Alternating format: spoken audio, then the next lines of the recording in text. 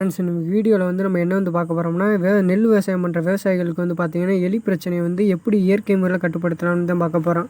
வந்து பார்த்திங்கன்னா தேவையான பொருள் வந்து பார்த்திங்கன்னா வைக்கக்குலை வேணும். வைக்கக்குளத்துக்கு அடுத்து நெக்ஸ்ட்டு வந்து பார்த்திங்கன்னா கம்பு வந்து பார்த்திங்கன்னா உங்கள் நெல் எவ்வளோ உயரம் இருக்கோ அதை விட ஒரு அரை அடி விட்டு கம்புகளை வந்து வெட்டி வச்சுக்கோங்க. வெட்டி வச்ச கம்புகளை வந்து பார்த்திங்கன்னா நல்லா ஒரு முனையை வந்து நல்லா வந்து பார்த்திங்கன்னா நல்லா ஊன்றக்கூடிய முனையில் வந்து நல்லா சீச்சு வச்சுக்கோங்க. நல்லா ஷார்ப்பாக ஓரளவுக்கு ஊசியாக வச்சுட்டு சீச்சு வச்சுக்கிட்டா தான் நம்ம ஊண்டும் போது வந்து பார்த்திங்கன்னா ஸ்ட்ராங்காக நிற்கும். இல்லைன்னா சாஞ்சிரும். அந்த ஊன கம்பு வந்து பார்த்திங்கன்னா நல்லா செதுக்கி வச்சுக்கோங்க.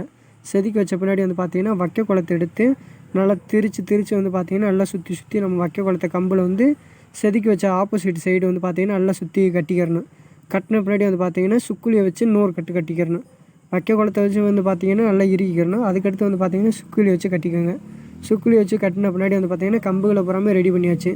ரெடி பண்ண கம்புகளை வந்து பார்த்திங்கன்னா நம்ம நெல் வயலில் வந்து பார்த்திங்கன்னா எங்கேயெல்லாம் எலி பிரச்சனை இருக்கோ அதிகமாக அந்த வெட்டி இருக்க பகுதியில் வந்து பார்த்திங்கன்னா நம்ம அந்த கம்புகளை வந்து பார்த்திங்கன்னா நல்லா ஊண்டி நல்லா ஸ்ட்ராங்காக சாயாத அளவுக்கு நல்லா ஊண்டி வச்சுக்கிறணும்.